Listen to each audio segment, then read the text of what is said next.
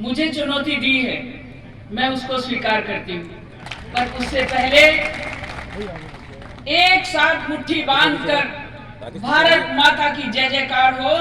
भारत माता की, भारत माता की, नरेंद्र मोदी, नरेंद्र मोदी।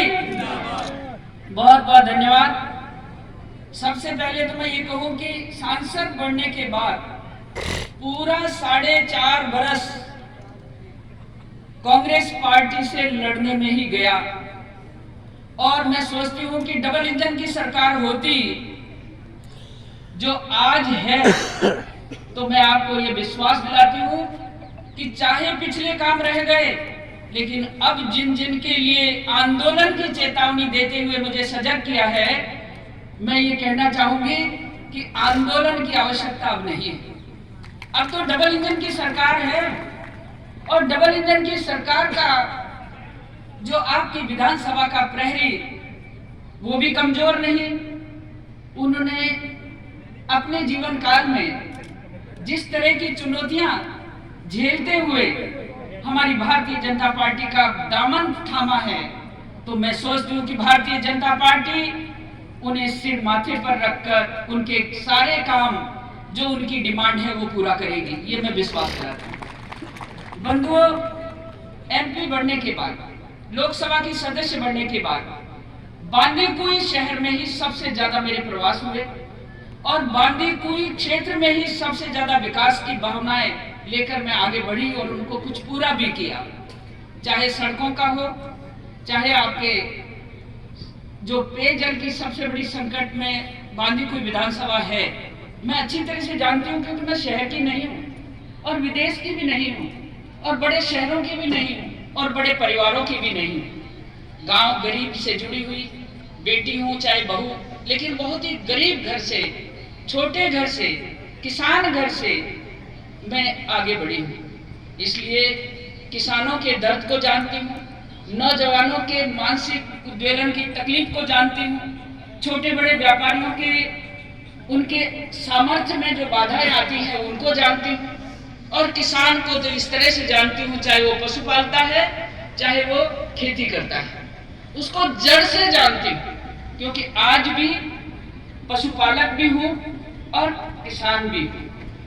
बढ़ती आबादी, घटते संसाधन, ये चुनौती हिंदुस्तान के सामने ही नहीं, अकेले राजस्थान के सामने नहीं, पूरे देश के सामने है। और इस बढ़ती आबादी, घटते संसाधनों के मध्य कांग्रेस ने जो कुछ राजस्थान के साथ नहीं, पूरे देश के साथ जो अपराध किए हैं, आपने आज देश के यशस्वी प्रधानमंत्री जी को सुना है, और सुनते हुए एक लक्ष्य आपने देखा होगा, उनका क्या लक्ष्य है? विकसित भारत। अब दूसरा लक्ष्य के साथ एक और आयाम जुड़ा, वो है विकसित राजस्थान। लेकिन विकसित भारत या विकसित राजस्थान अकेले नारे से नहीं होगा। मोदी जो गारंटी देते हैं, उस गारंटी को पूरा करने की गारंटी भी वो देते हैं। आपने देखा होगा कि 2014 से पहले इस देश की जो स्थिति थी, चाहे हमारी माता बहनें हो, चाहे हमारे नौजवान हो, चाहे हमारे बुजुर्ग हो या किसान हो, आपने देखा कि जिस समय पहली बार लाल किले से उन्होंने अपना उद्बोधन दिया, सबसे पहले चिंता किसकी की? मेरी माता बहनों को शौच के लिए रात्रि का इंतजाम करना पड़ता है, कि रात्रि का इंतजार करती है।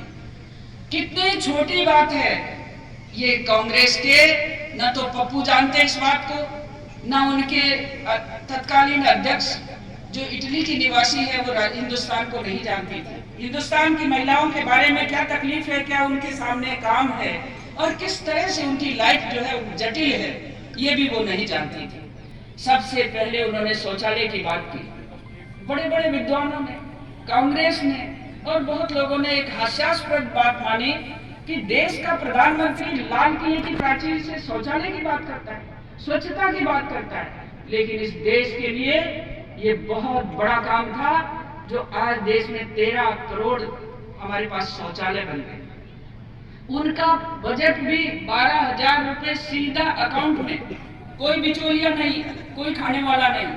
फिर देखा कि टपकती छत, और उसके बीच में गीले आंगन उससे अपनी लकड़ियों से या धुआं देते हुए चूल्हे से भोजन बनाने के लिए महिला जिस तरह से काम करती थी, आज भी हम महिलाओं को अन्नपूर्णा तो कहते हैं, लेकिन अन्नपूर्णा के सामने जिस तरह की व्यवस्थाएं थी वो मोदी जी जानते थे, क्योंकि वो चाय बेचने वाले गरीब के बेटे थे।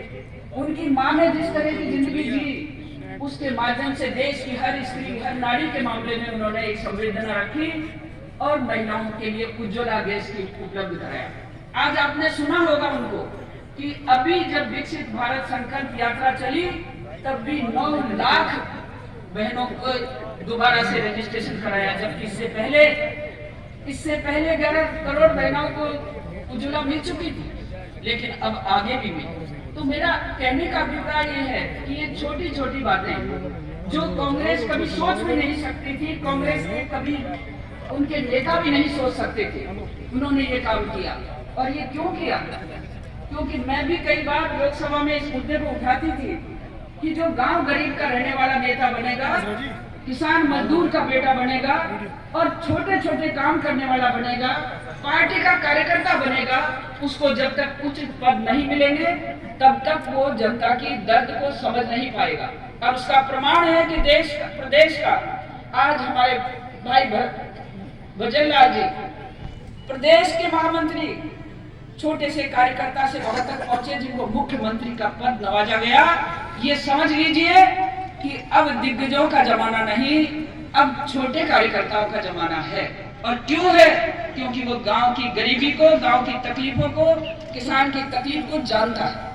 मैं आपको ये निवेदन करना चाहती हूँ कि आप इस बात को समझिए कि जब हमारे देश के अंदर 2014 से पहले आर्थिक प्रगति की राह में जो रोड़े अटके हुए थे, वो रोड़े केवल मात्र उन बड़े लोगों के कारण थे जिनको गांव की गरीबी का पता नहीं। कहते ना कि जाके पावन फटी बिवाई वो क्या जाने पेड़ पर। तो ये सही बात है कि आज देश का एक यात्री दर्शन कर रहा है, देश का दर्शन करता है। पहले तो 17,000 किलोमीटर चले पैदल, अब चल रहे हैं मणिपुर से शुरू किया है, लेकिन उसको क्या पता कि ये देश क्या चाहता है, ये उसको पता नहीं। क्योंकि जैसे बालक को पप्पू कह पुकारा ना पा, ऐसे ही कांग्रेस का वो पप्पू है, उसको देश के दर्द का पता नहीं। डबल इंजन की सरकार का महत्व क्या होता है, इसको आप यूपी से तुलना करिए। मैं प्रशासनिक अधिकारी आज यहाँ हैं, उनको साधुवाद देना चाहती हूँ कि उन्होंने आज जिस तरह की पहल करके माता बहनों को, नागरिकों को, गांव गरीब को, नौजवानों को और युवा सक्षम लोगों को यहाँ एकत्रित किया।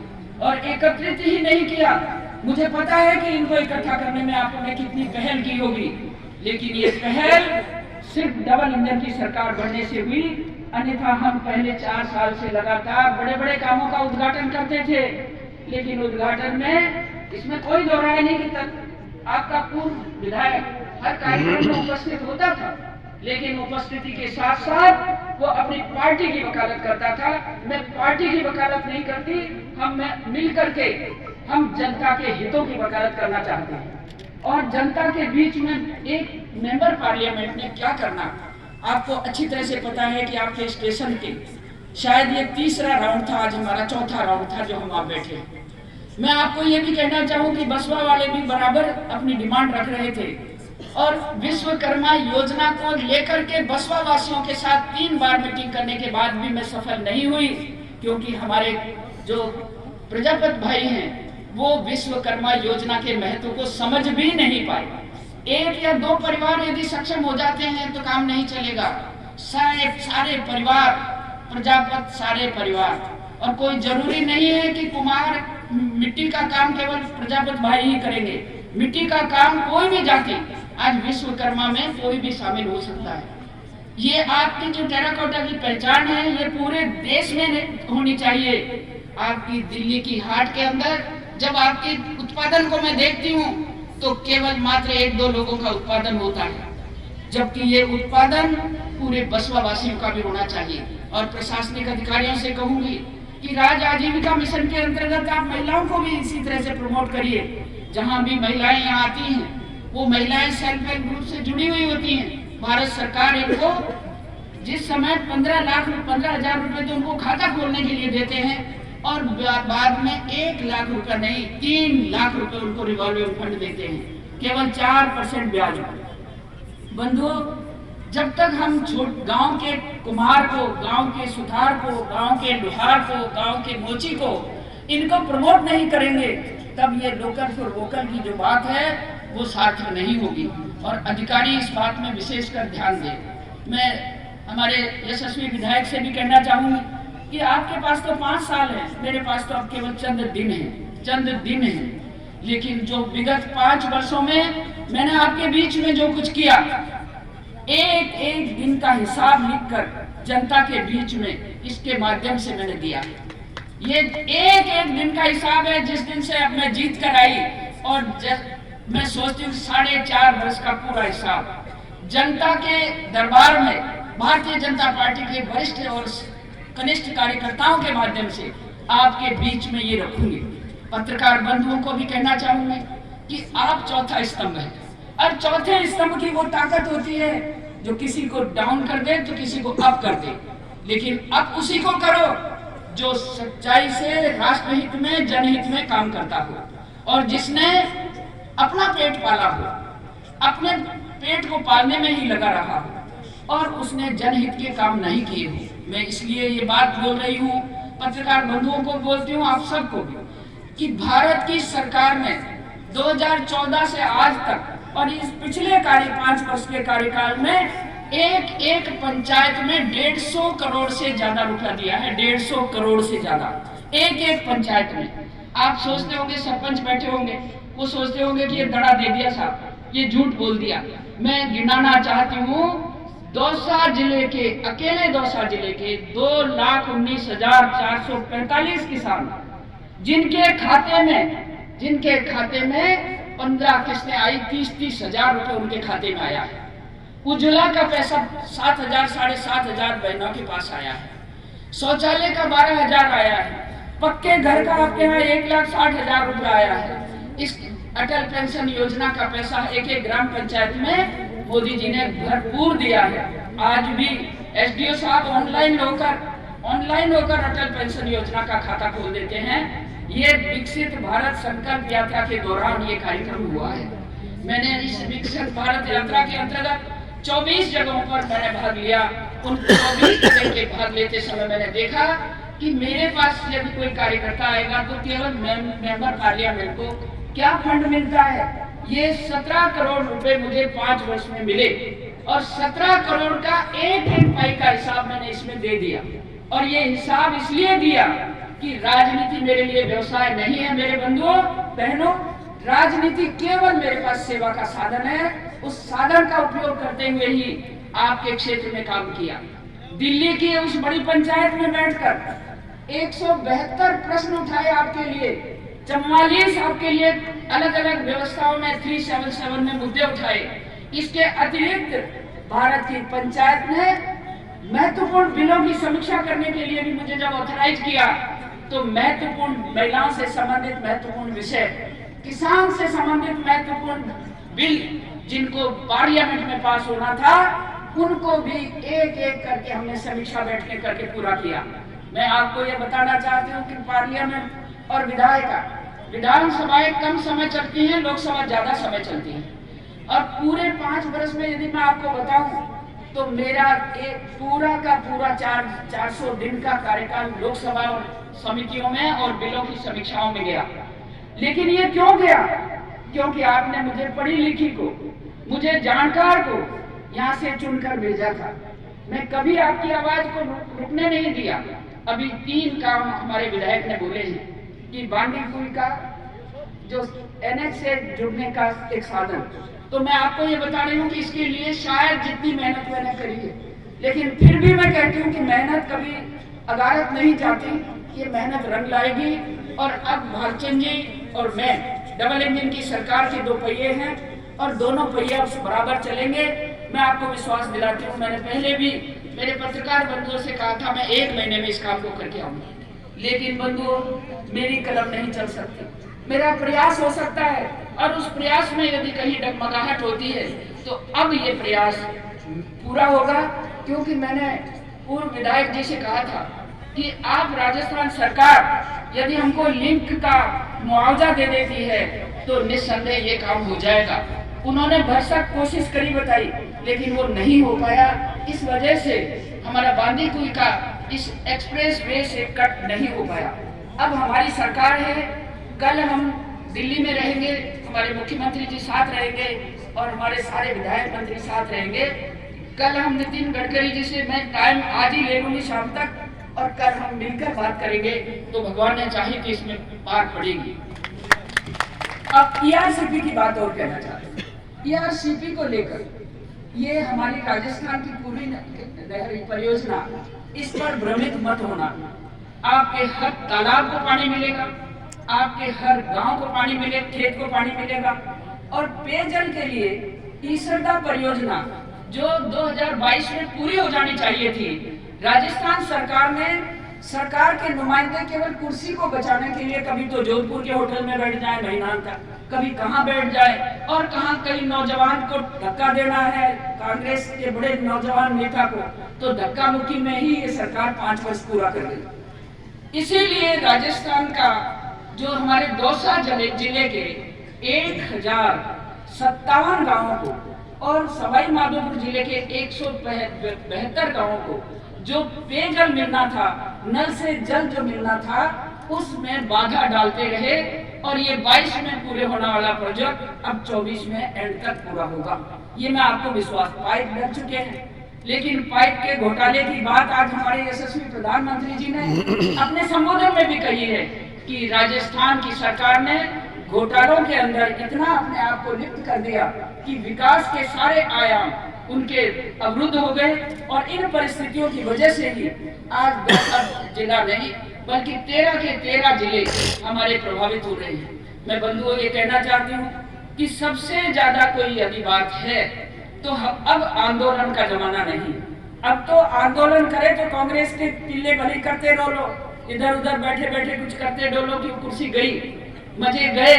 और ऐसी स्थिति में वहां भ्रष्टाचार का बोलबाला था। मोदी का राज ईमान और धर्म का राज है, राष्ट्र और राष्ट्र के विकास का। और उसने 4 जात बना दी, ये जात पात भी काट कर दी उन्होंने कि एक जाति नारी जाति, एक जाति युवा जाति, एक जाति किसान जाति और एक जाति गरीब जाति। इन चारों जातियों में संपूर्ण भारत हर घर आ जाता है और हमारी इसी भावना से हम राजस्थान के विकास में आगे बढ़ेंगे।